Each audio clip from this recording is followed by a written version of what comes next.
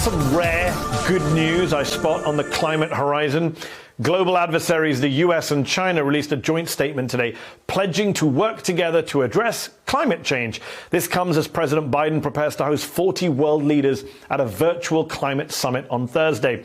Biden took executive action on his first day in office to bring the US back into the Paris Climate Agreement, to stop the Keystone XL pipeline, and to pause oil and gas leasing in the Arctic National Wildlife Refuge. But critics say it's not enough, given the scale of the challenge.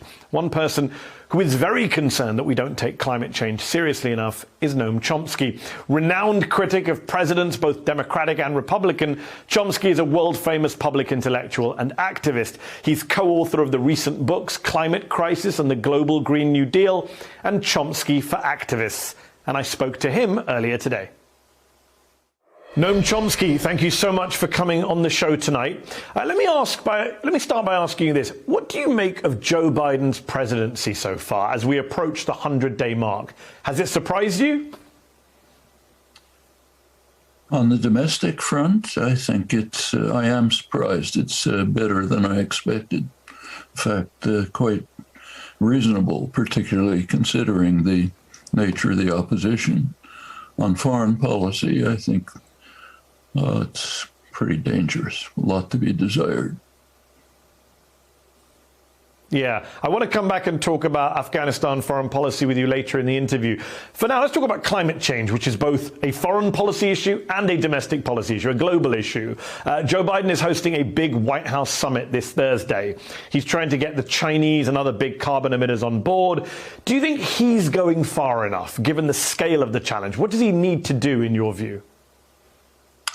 Well, to say to bring others on board is a little misleading. We have to bring ourselves on board. Yes. The last 4 years, the United States has been an outlier, moving radically in the wrong direction alone. So yes, we have to get back on board. Biden's program is it's the best that has yet been proposed by any president, it's a move in the right direction. Primarily, I think, thanks to the extensive pressures of activist movements, which have made an effect. There's resistance from the mainstream Democrats. They don't want to go far enough. He hasn't gone far enough. It has to be improved, but it's got the right objectives, and if it's modified in a way which can achieve those objectives, it'll be very important, in fact crucial for human survival. I'm going to ask you a version of a question I asked Greta Thunberg on this show. If Joe Biden rang you up and said, I'm going to wave a magic wand on climate change, what's the one thing I need to do that I'm not doing? What would you advise him to do? Take direct steps to begin the elimination of fossil fuels at a pace which will remove them completely by mid-century. That's the goal. And also put into operation other plans, a whole variety of them, no time to talk about them, that would help expedite this move. Actually, can do very simple things right away.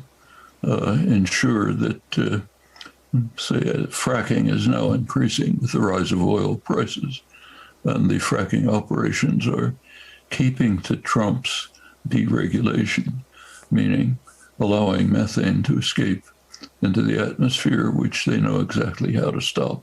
It's a little more profitable to do it. Stop that.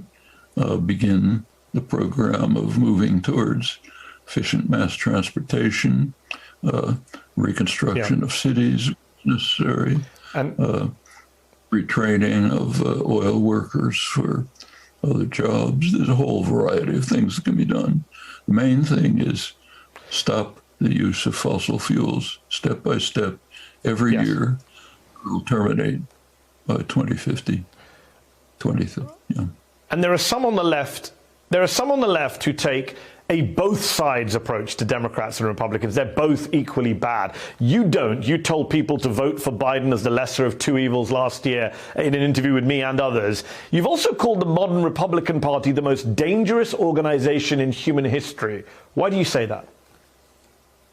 They're the only organization in human history that is dedicated with passion to ensuring that human survival of organized human society will be impossible.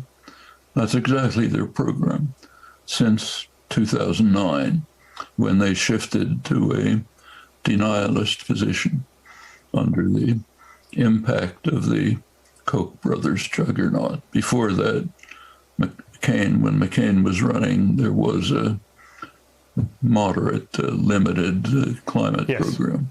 Since then, denialism. There's nothing like that in human history. It's clear what's going to happen. Yeah, you don't have much time. Yeah, they're the only mainstream conservative party in the Western world that denies climate science. You're right to highlight that. Let me ask you this. You're 92 years young. You've been writing about, commenting on politics for over 60 years now. Dare I ask, over the course of your life and career, what are you most proud of in terms of positions you took, and what is your biggest regret? What did you get wrong? The biggest regret is not doing enough and not doing it early enough. There are things that have been achieved to which I'm happy to have made some contribution.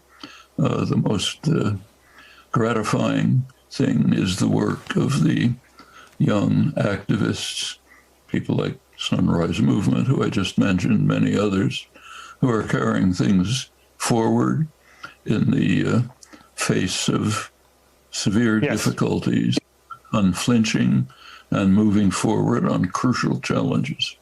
That's gratifying. Noam Chomsky, thank you as ever for your time. Appreciate it. Thank you. Hey, thanks for watching our YouTube channel. You should know that you can follow today's top stories and breaking news and catch up on your favorite MSNBC shows all in one place. Download the NBC News app today.